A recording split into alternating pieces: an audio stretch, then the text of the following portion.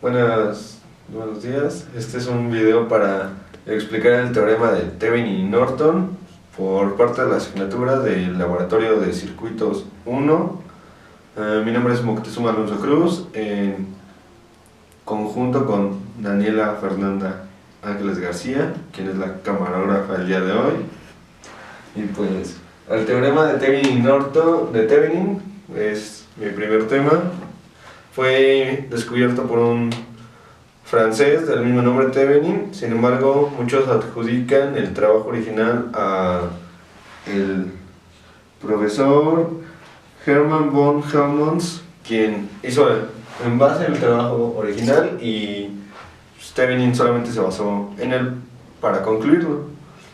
Bueno, el objetivo de este teorema es simplificar una parte de un circuito o el circuito entero para hacer un análisis más sencillo. La reducción llega a una fuente y a un elemento resistivo equivalente. El teorema de Thevenin se puede explicar a través de varios pasos. El primero es que cualquier circuito lineal puede ser dividido en dos partes.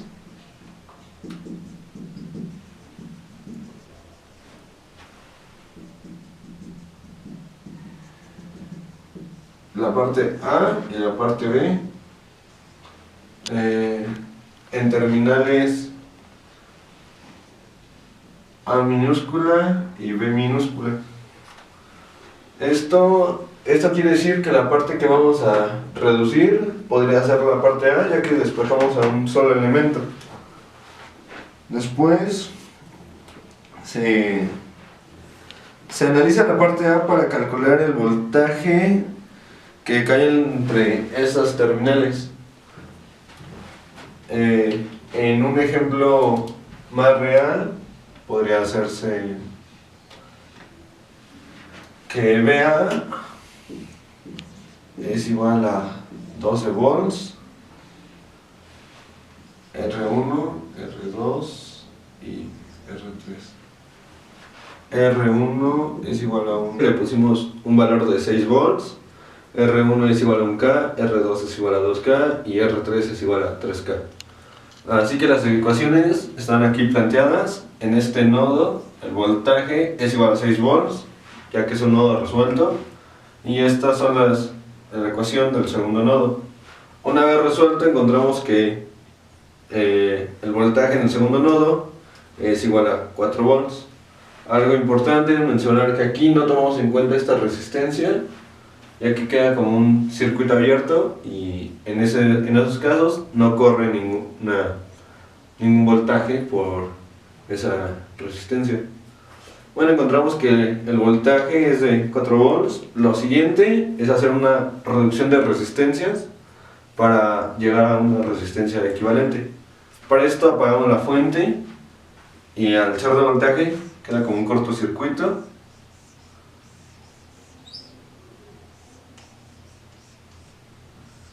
Ahora, para hacer esto, tenemos que R1, R2 y R3. En este caso sí vamos a tomar R3 porque tenemos que calcular la resistencia entre las terminales A y B. Estas dos están en paralelo y esa combinación quedaría en serie, por lo cual escribiríamos R1 en paralelo con R2 más R3. Y en este caso nos da un valor de 3.66 y esto es la resistencia equivalente. Una vez que tenemos esto, podemos pasar a crear un nuevo circuito de una fuente de voltaje y un elemento resistivo. La fuente va a tener el mismo sentido que el voltaje original, pero vamos a tomar en cuenta este valor, así que sea de 4 volts. La resistencia equivalente sería de 3.66 kilo ohms, y aquí en las terminales A y B Bien, entre las terminales A y B, como ya se dijo, podemos reemplazar nuevamente la parte B del circuito con lo que podríamos nombrar R4, y con esto el análisis es mucho más sencillo que en un análisis complejo. El teorema de Thevenin es precisamente para esto, para calcular la potencia existente, voltaje y corriente de un elemento en particular. Usualmente es usado en circuitos demasiado extensos como el cableado eléctrico o telefónico de un país, y en las industrias para analizar un componente en específico y determinar si funciona correctamente o si puede funcionar de una manera más eficiente. Bien, ahora vamos a pasar al teorema de Norton. Primero voy a borrar todo esto.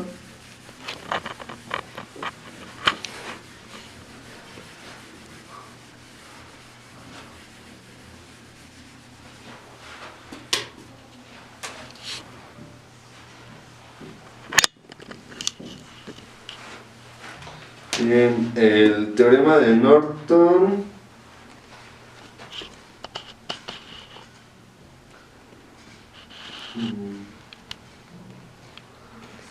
fue creado por Edward Lowe y Norton Rocklin en 1898.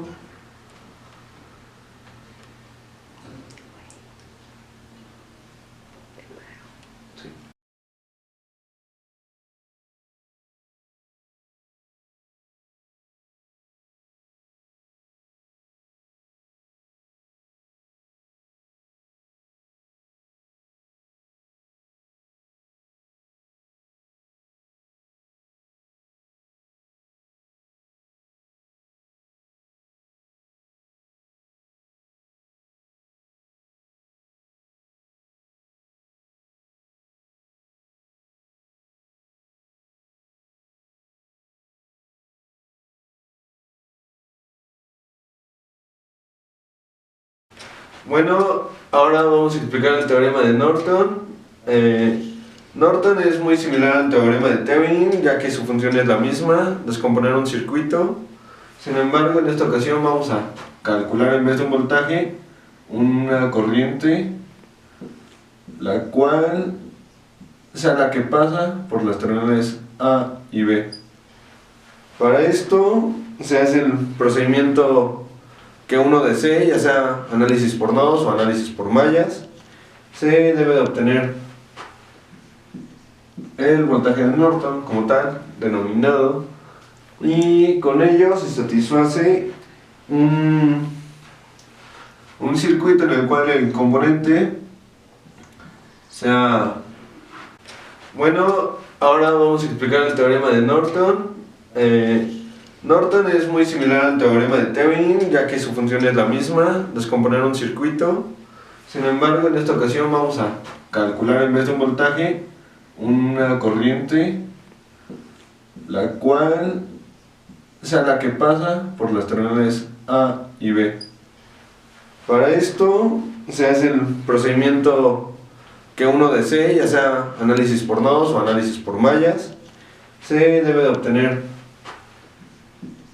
el voltaje de Norton como tal, denominado, y con ello se satisface un circuito en el cual el componente sea... Ok, entonces el componente sería una fuente de corriente constante más un elemento resistivo en paralelo más la parte B, la cual entra en las terminales A y B minúsculas.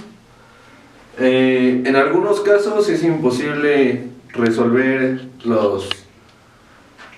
la reducción de resistencias para encontrar este elemento, que sería R de Thevenin o resistencia equivalente. En el teorema es el mismo, que se aplica tanto aquí como en el teorema de Thevenin.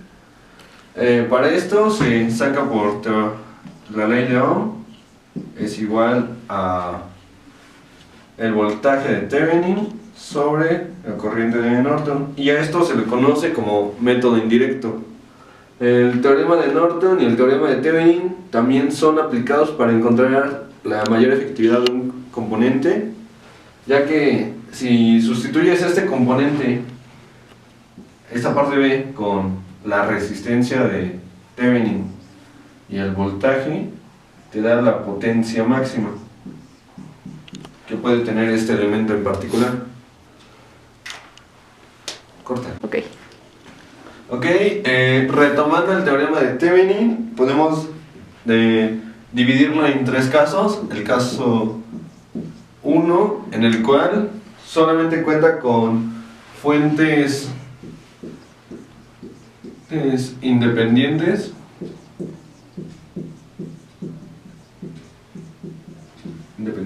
Ok. Y el caso 2,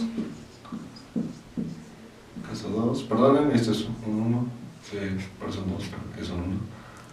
Es la combinación, hay fuentes tanto independientes como fuentes dependientes. Y el caso 3, el cual está compuesto únicamente de fuentes dependientes, para lo cual se hace otro método distinto en el cual agregas una fuente virtual. Sin embargo, en este caso no voy a explicar eso. A lo que quiero llegar es que en el método los métodos para resolución, el método indirecto que vimos puede aplicar para cualquiera de los tres casos. Bueno, analizando esto, se puede decir que cualquier circuito lineal, en cualquiera de los tres casos, se puede resolver con el método indirecto, ya que en ciertas ocasiones no se puede utilizar herramientas o reducción de resistencias para encontrar la resistencia equivalente, por lo cual recurrimos a la ley de Ohm, y eso es el método indirecto. Por lo regular, en el caso 1 predomina el resolverlo con método directo, ya que no tiene tanta complejidad, y eso es lo que determina el que debería usarlo. Como consejo es analizar primero las resistencias, cómo van a quedar una vez que apagues todas las fuentes, y determinar si es posible o no antes de comenzar. Eso sería más bien analizándose las resistencias, no están en paralelo una vez que quedan cortocircuitos y circuitos abiertos. Bueno,